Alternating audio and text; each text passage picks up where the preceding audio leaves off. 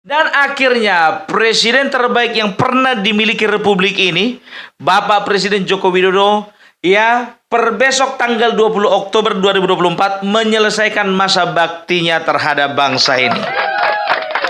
Dan ingat, beliau berkata apa? Bahwasanya beliau setelah selesai menjabat, beliau akan kembali ke Solo. Ingat ya, ke Solo, bukan ke Medan. Terus kayak gitunya kawan-kawan di Sumatera Utara ini. Baru 2 hari Sumatera Utara langsung kijang-kijang kalian. Kalian bilang cawe-cawe. Beliau itu ke sana itu untuk meresmikan stadion utama dan juga bendungan. Kalian bilang cawe-cawe. Maklumlah Pak, kaum 30% Pak. Iya, makanya aku pesankan sama Bapak ya, menjelang pilkada ini Pak, Bapak nggak usah terlalu sering-sering Pak ke Sumatera Utara Pak. Cemana mau dibilang menantu Bapak mencalonkan diri, itu masalahnya di situ Pak. Nanti kalau Bapak sering-sering ke sana menjelang pilkada, nanti dibilang orang itu cawe-cawe lagi. Meskipun Bapak tidak menjabat, langsungnya orang itu fitnahnya cawe-cawe. Biasalah Pak, kaum 30%. Kalau kami yang 70% itu Pak, maunya Bapak 10 kali lah paling tidak lagi menjelang pilkada datang lagi Sumatera Utara. Itu kepingin kami Pak. Karena sebagian besar masyarakat kemarin nggak sempat foto-foto sama Bapak. Itulah saking cintanya rakyat Sumatera Utara sama Bapak. Iya. Dan juga aku pastikan sama kawan-kawan yang Sumatera Utara, tenang kalian. Permainan akan berjalan dengan jujur, dengan adil, dan tidak ada kecurangan seperti yang kalian pikirkan itu. Kok jadi ke situ kita ya? Dan tahu kalian ya, beliau itu menyampaikan pidato. Nampak kali suasana harum menyelimuti acara makan siang yang ada di istana ya. Dan juga Bapak Joko Widodo berpesan kepada mereka ya, bagi teman-teman, mana tahu ada yang jalan-jalan ke Jogja, jangan lupa singgah di rumah kita di Solo. Dan juga kalau misalnya pergi ke Surabaya, ya dari Solo Jogja ke Solo itu 1 jam lagi. Kalau misalnya dari pintu tolnya itu silakan singgah ya. Dan ingat itu ya, itu pesan hanya untuk menteri, bukan untuk kita itu. Jadi jangan coba-coba kalau nggak diundang. Khusus untuk menteri, karena beliau bicara di depan menteri, bukan di depan kita. Tapi aku percaya ya, Bapak Joko Widodo adalah tipikal pemimpin yang sangat sangat senang dijumpai oleh rakyatnya. Datang pun kita ke sana, paling enggak ada kopi 1 gelas tersedia lah. Aman itu. Jangankan 1 gelas, 1 teko 1 orang. Ya itu dia, itulah Pak. Kami sebagai rakyat Pak, kami rindu Pak. Kami pasti akan kehilangan figur seorang Bapak Jokowi. Mungkin banyak kalian yang sedih. Tenang kalian, jangan sedih. Anaknya masih tinggal di istana. Harusnya kalian nggak sedih. Harusnya kalian bergembira, bahwasanya kalian harus percaya bahwasanya anaknya pasti akan bekerja lebih baik daripada bapaknya. Itu seperti pepatah Sunda, ya, pepatah Sunda yang tinggal di Yunani mengatakan seperti ini, ada pepatahnya ya, mensana in corpore sano lek pader lek san.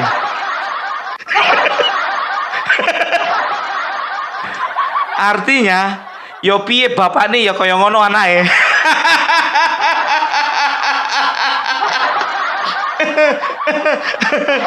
Aduh, sudah pasti yang namanya Gibran itu ya, itu adalah sosok pengganti dari Bapak Joko Widodo. Pernah kalian dengar peribahasa tadi? Ya itu peribahasa dari teman-teman saudara-saudaraku orang Sunda yang tinggal di Yunani. Itulah bunyi pesan apanya tadi, pepatahnya tadi. Jadi begitu ya kan. Kalau ku tengok-tengok ini, bukannya bilang apa ya, ku tengok-tengok memang suasana harum menyelimuti acara makan siang ya, dan juga berbagai ekspresi kita bisa lihat ya dari menteri-menteri yang ada di acara makan siang itu ya, ada yang menangis haru, ada yang menangis sedih, kan begitu. Tapi kita bisa membedakan itu mana yang menangis haru dan menangis sedih ya. Kayak mana cara membedakannya? Jadi kalian perhatikan aja ya, menteri-menteri yang dipanggil lagi sama Bapak Prabowo itu rata-rata menangis haru itu.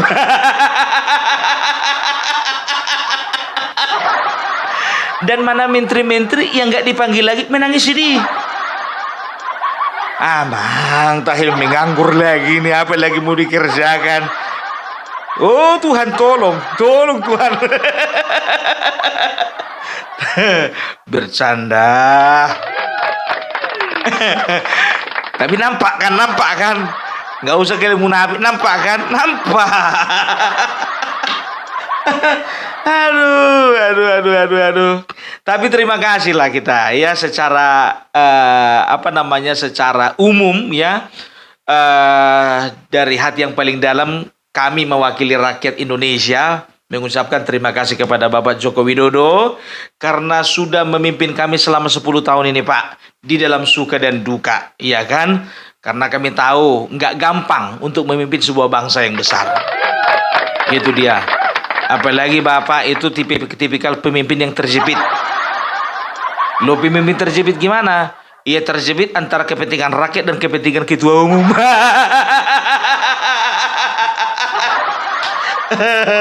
Aduh. Tapi untung saja kepentingan rakyat lebih dominan daripada kepentingan ketua umum. Itu dia. Ya, jadi ini penilaianku ya. Aku boleh jujur ya. Aku tidak dipengaruhi siapa-siapa dan juga tidak ada pesanan dari siapa-siapa. Tidak pernah ada ya organisasi manapun, pribadi manapun yang meminta video ini dibuat ya. Jadi suka-suka aku berekspresi. Jadi begini, kalau aku nilai-nilai ya, memang nyata sebetulnya Bapak Presiden Joko Widodo ini adalah Bapak Presiden terbaik yang dimiliki Indonesia. Ya, karena apa? Karena beliau adalah presiden kedua yang dipilih langsung oleh rakyat. Dan berhasil. Itu dia yang paling penting ya, dipilih rakyat dan berhasil. Jangan kayak sebelah sana, Pak.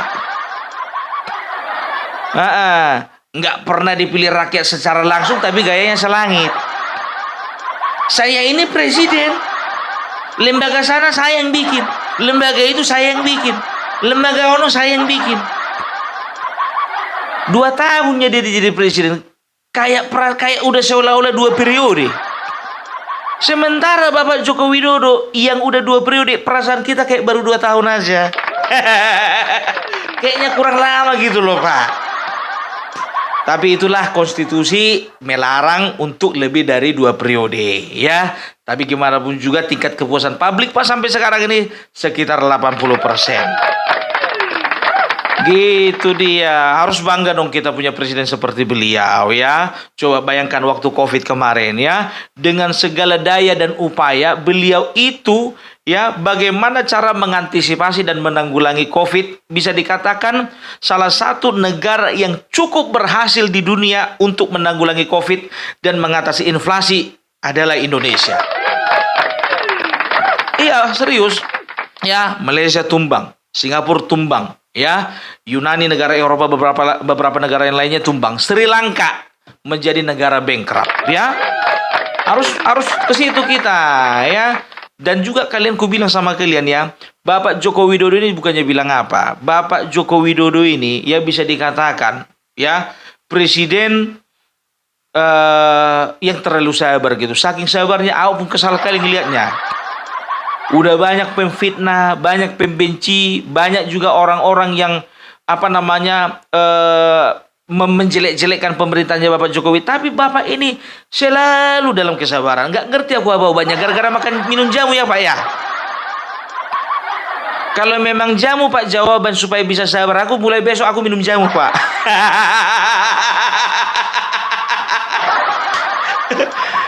Aneh aku ngeliat pemimpin yang satu ini sabar kali. Awak yang di bawah yang geram ya kan. Iya, apalagi kemarin dia dituduh sebagai pengkhianat partai. Coba, makanya aku bilang kejepit dia ini tadi. Karena apa? Karena beliau ini diperhadapkan sama manakah lebih kau pilih, ketua umum dan partainya atau rakyat? Tapi untunglah setelah setahun di akhir-akhir masa jabatannya, walaupun terlambat, beliau itu ya menyatakan sikap bahwa aku di pihak rakyat. Bukan mau kalian, tapi maunya rakyat. Jadi beliau rela untuk dipanggil pengkhianat.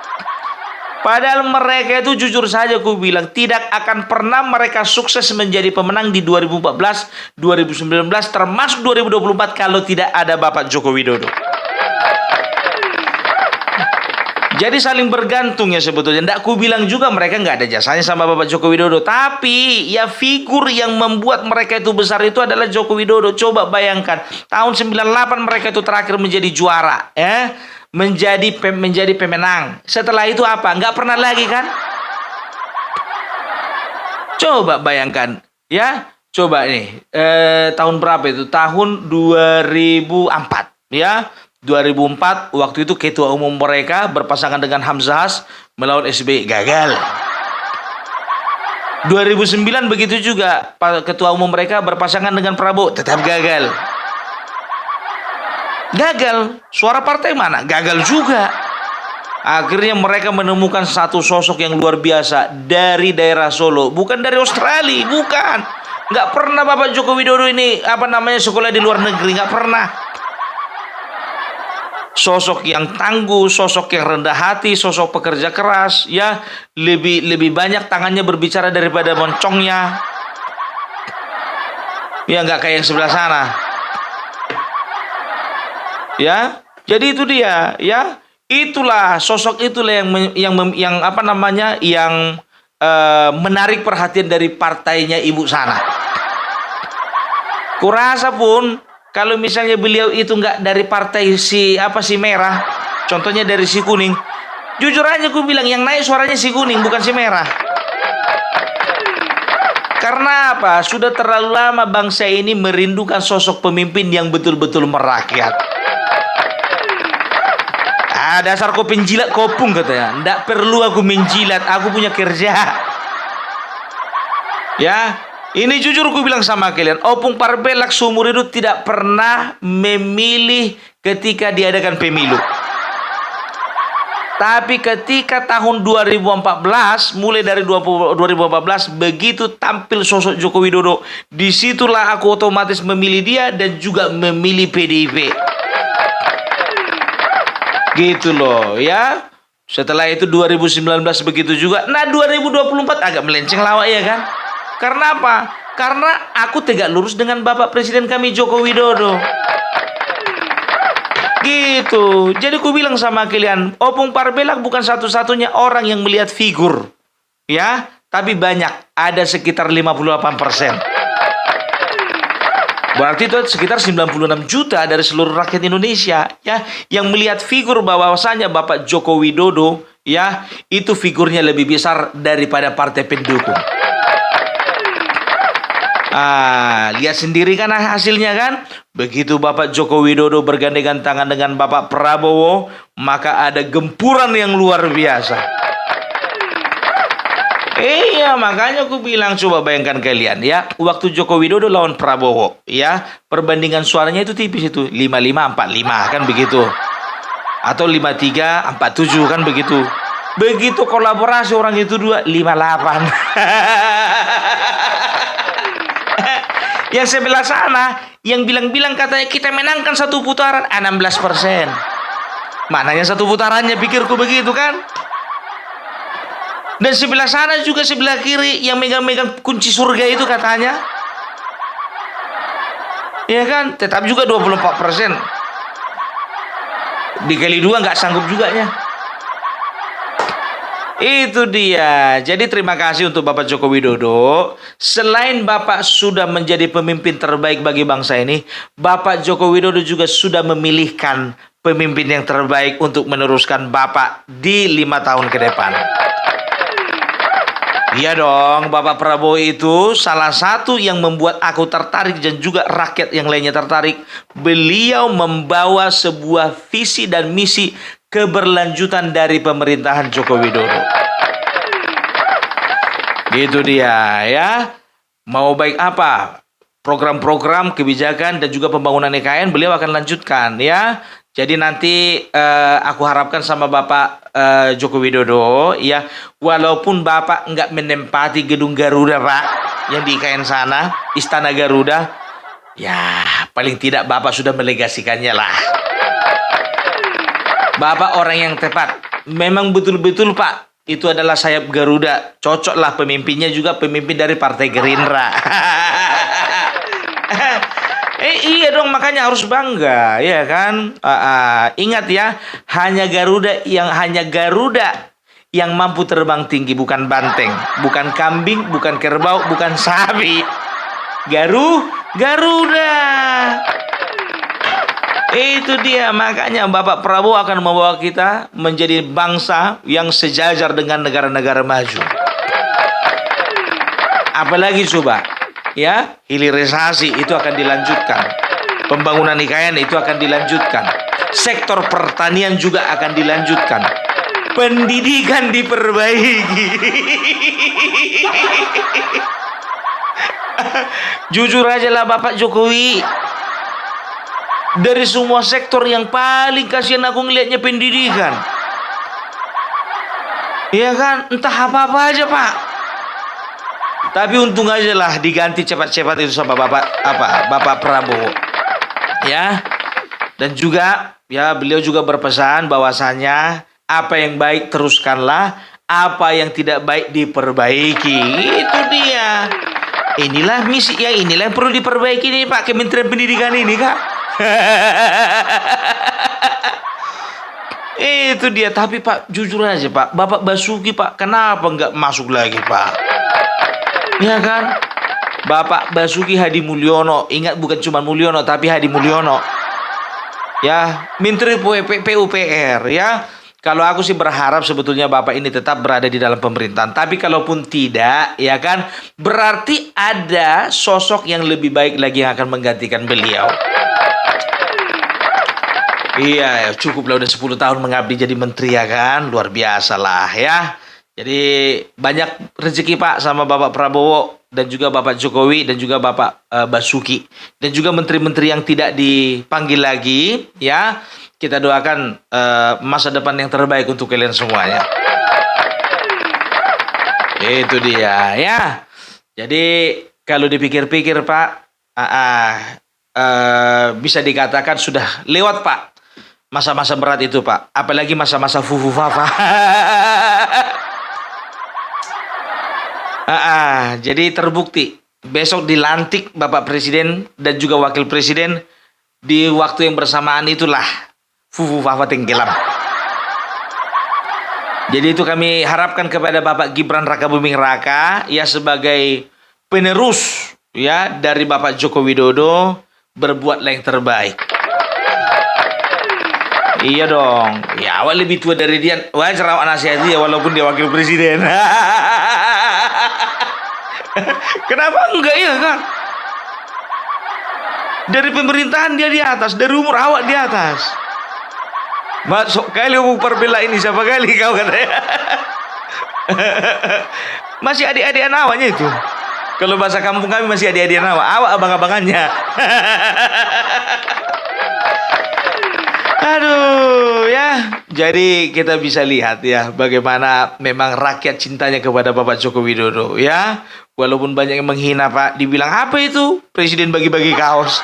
Serba salahnya sama orang ini semua Pak. Bagi-bagi kaos salah, bagi-bagi bansos salah, bagi-bagi amplop salah. Cemana mau dibilang Pak, kalau yang mereka dukung itu kan sanggupnya cuma satu Pak, bagi-bagi kesedihan. Maklumi aja lah Pak. Belum sanggup mereka bagi-bagi kaos Pak. Makanya gue bilang ya. Tapi gini gue bilang sama kalian, yakin tidak kalian ya? Memang betul Bapak Joko Widodo beliau akan kembali ke Solo. Ingat gue bilang sama kalian, nggak lama lagi tuh dipanggil lagi biar tahu kalian. Karena Bapak Prabowo masih butuh nama sama yang seorang namanya Joko Widodo. Perhatikan kalian lah. Taruhan kita.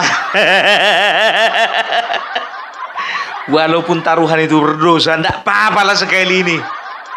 Ya, Karena apa? Bangsa ini masih perlu sentuhan tangan dari Bapak Jokowi. Emang bisa, Pung, jadi menteri? Nggak mungkin lah jadi menteri. Jadi Watimpres lah, Dewan Pertimbangan Presiden. Iyalah. Biar makin kejang-kejang Pak sebelah sana dan sebelah sini.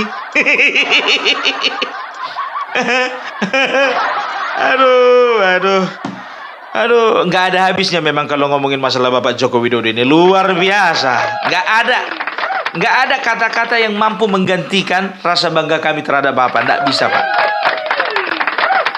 Ini Pak, aku pakai kacamata karena apa, Pak? Biar nggak nampak mataku berkaca-kaca, Pak. Sebetulnya sudah meneteskan air mata ini, Pak. Cuman agak masuk lagi. Gini, aku masukkan lagi gitu, Pak. Ya, jadi itu aja lah, Pak, dari kami sebagai rakyat. Kami mohon makasih banyak sama Bapak. Mohon maaf, Pak, kami nggak bisa kirim karangan bunga, Pak. Nggak bisa kami kirim papan bunga. Karena gimana pun juga uang kami terbatas, Pak. Tapi lewat ungkapan ini lah, Pak, kami ingin mengekspresikan rasa bangga kami sama Bapak. Kalau kayak gini kan, Pak, apa ya, Pak, ya lebih terasa kan. Langsung aku ngomong sama Bapak kan begitu. Daripada papan bunga nggak semuanya terbaca sama Bapak itu kan. Mana dari Parbela ini nggak ada kan begitu kan. Nggak nampak juga. Walaupun ada aku bikin 10 situ nggak nampak itu, Pak. Lebih baguslah ngomong kayak gini langsung ya kan. Mudah-mudahan sampai sama Bapak. Iya. Kirim salam juga, Pak, untuk namburu kami Ibu Iriana. Iya, dijaga ya, Pak, ya, namburu kami itu ya, Pak, ya.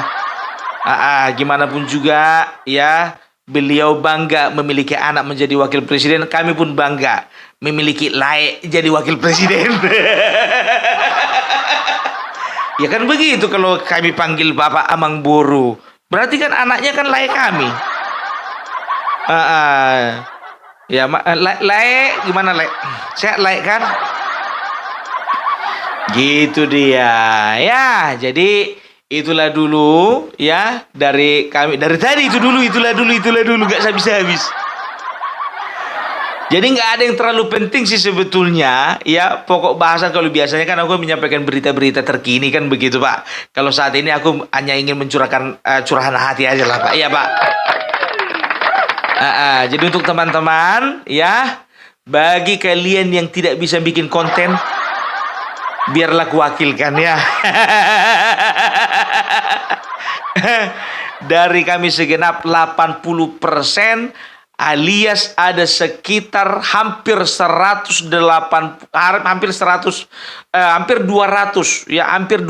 juta jiwa yang ada di bangsa ini yang merasa betul-betul Bapak Presiden menjadi Bapak Presiden. Dengan tingkat kepuasan tertinggi kami mengucapkan salam sukses, salam hormat, Tuhan memberkati, namo buddhaya, salam kebajikan. Salam Parbelak, salam NKRI, NKRI harga mati.